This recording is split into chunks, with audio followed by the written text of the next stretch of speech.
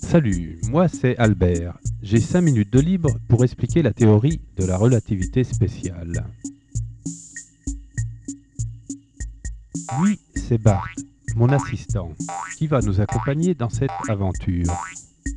Mais il faut qu'on se dépêche parce que j'attends Al, mon frère jumeau, qui est parti en voyage il y a quelque temps. Ça vous étonne qu'il soit si jeune, alors que nous sommes jumeaux? Nous comprendrons pourquoi à la fin de mon explication. Quand on voyage à une vitesse proche de celle de la lumière, il se passe des choses bizarres. Si on est immobile et qu'on regarde quelque chose qui passe devant nous à toute allure, on peut observer deux phénomènes particuliers. D'abord, on voit cet objet raccourci, comme s'il était écrasé. Mais la chose la plus bizarre, c'est que les aiguilles de sa montre tournent plus lentement que celles de la nôtre. Alors ce n'est pas un effet d'optique, ce sont des phénomènes qui ont lieu effectivement. Si, au lieu de rester immobile, on se mettait à cheval sur cet objet, on serait écrasé et notre montre avancerait plus lentement. On ne s'en rendrait pas compte, mais ça nous arriverait aussi.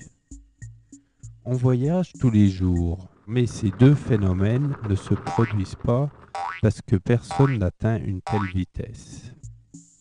Même la voiture la plus rapide, la Ferrari, atteint seulement 350 km/h, alors que la lumière voyage à plus d'1 milliard de kilomètres par. Suivez-moi, je vais vous montrer comment ça marche.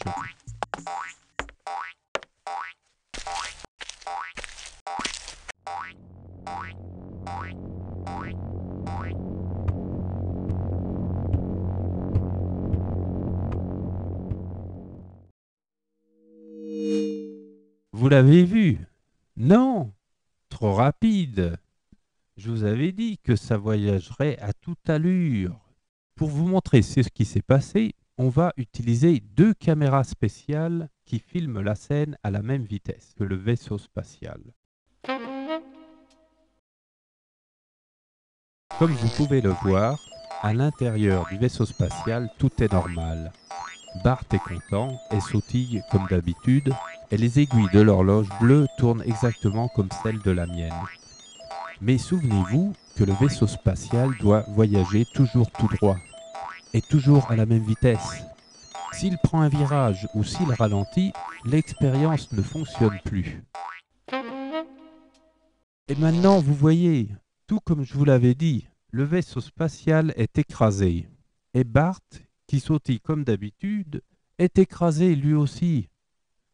Et regardez, l'horloge bleue du vaisseau spatial, elle est beaucoup plus lente que la mienne. Est-ce que c'est clair maintenant pourquoi mon jumeau Al est plus jeune que moi? Mais c'est simple, non? Il a voyagé sur un vaisseau spatial à une vitesse proche de celle de la lumière. Et pendant qu'ici, des années s'écoulaient, sur le vaisseau spatial ne sont passés que quelques jours.